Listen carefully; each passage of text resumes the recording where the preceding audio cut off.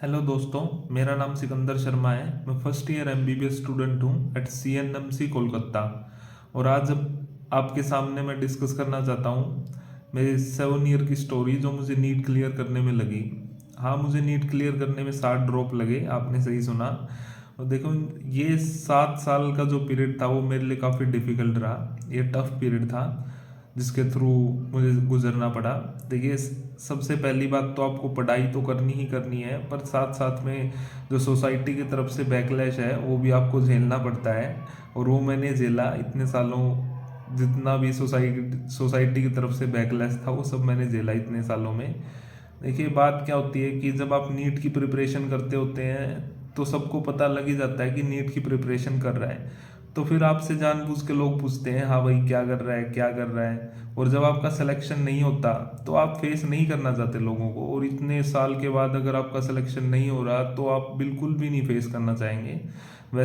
वैसे ही उसी तरह से मैं भी घर से बाहर नहीं निकलता था, किसी को फेस नहीं करता, फंक्शनों में नहीं जाता था। कहीं कोई पूछने लग जाए, हाँ भाई कैसी तैयारी चल रही है, क्या हो रहा है। लोग अलग अलग तरह की एडवाइस भी देते हैं, बीएससी कर लो, ये कर लो, वो कर लो। पर आप एक बार जब आपके मेरे माइंड में एक बार ऐसे हो गया था कि नहीं, करनी नीट में सिलेक्शन लेना है तो लेना है। फिर आप पीछे नहीं हट सकते। और जब आपके 3-4 ड्रॉप हो जाएं तो एक विशियस साइकिल जैसा है, आप इसमें फंसते चले जाएंगे, फंसते चले जाएंगे। और मेरे साथ भी ऐसे ही हुआ। अब मुझे 4 साल हो गए थे जैसे, तो फिर ऐसे हो गया था कि ना, अब इतने साल दे दिए हैं तो 1 साल और सही, 1 साल और सही। तो इसी तरह से करते करते मेरे 7 साल निकल गए और अल्टीमेटली मेरा सिलेक्शन हो ही गया आखिरकार।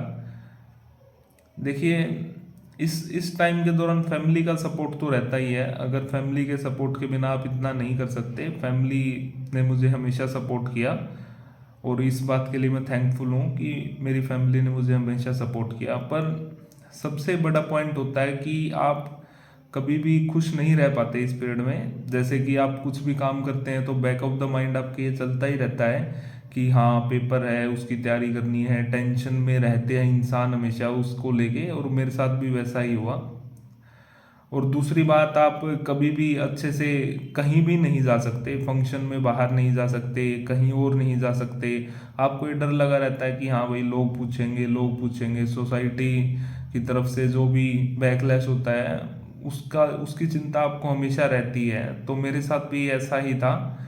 तो मेरे लिए काफ़ी टफ टाइम रहा ये। पर अल्टीमेटली मैंने गो थ्रू किया इसको, और अल्टीमेटली अब मेरा सिलेक्शन हो गया है। तो अब ठीक है, काफ़ी चीज़ें सही भी है। देखिए, यहाँ तक आने के बाद होता है, कुछ सही भी होती हैं, कुछ गलत भी होती हैं। पर अब वो एक्सेप्ट हो जाता है कि हाँ भाई पार्ट ऑफ द लाइफ बन चुका है अब। तो यही है कि इतने साल, हाँ मुझे लगता तो है कहीं ना कहीं इतने साल वेस्ट हुए हैं। पर माइंड में एक बार जब आपके डिसीजन हो जाता है और इतना पक्का डिसीजन हो जाता है तो आप उसको नहीं, पीछे नहीं मुड़ सकते वहाँ पर जाने के बाद। तो मेरे साथ भी वैसा ही हुआ। मैं अब इतना, हाँ भाई इतना आगे निकल गए, इतने साल निकल गए हैं, तो अब पीछे जाने का कोई मतलब नहीं है, दूसरा कोर्स करने का कोई मतलब नहीं है। जब हाँ भाई तुम इतने पहले ही कहीं चले जाते, प्राइवेट में भी करने का फ़ायदा नहीं है। जब तुमने 3-4 साल निकाल दिए, अब प्राइवेट में जाओगे ना, ऐसे भी कोई फ़ायदा नहीं है। घर वालों के पैसे पहले ही लगा चुके हैं, और भी लगाएं, तो वो दिमाग में चलता रहता है। तो ये काफ़ी टफ रहा मेरे लिए। सिलेक्शन लेना था, सिलेक्शन लेना था, और अल्टीमेटली सिलेक्शन हो गया। तो ठीक है, अब भी है लाइफ, यही सोच के चले आगे कि हाँ भाई अब भी है, कुछ ना कुछ अब भी करेंगे ज़िंदगी के अंदर। यही बस चलता रहता है। हाँ, आप लोगों के सामने बस मैं इतना ही कहना चाहता था। नेक्स्ट वीडियो में मैं आपको बताऊंगा कि कैसी चल रही है कॉलेज लाइफ, क्या क्या दिक्कतें फेस करनी पड़ती है कॉलेज लाइफ में अगर आप इतने ड्रॉप के बाद सेलेक्ट होते हैं। तो नेक्स्ट वीडियो में बात करें। जब तक आप हो सके तो चैनल को सब्सक्राइब कर देना, वीडियो अच्छी लगी है तो लाइक कर देना, शेयर भी कर देना। Thank you.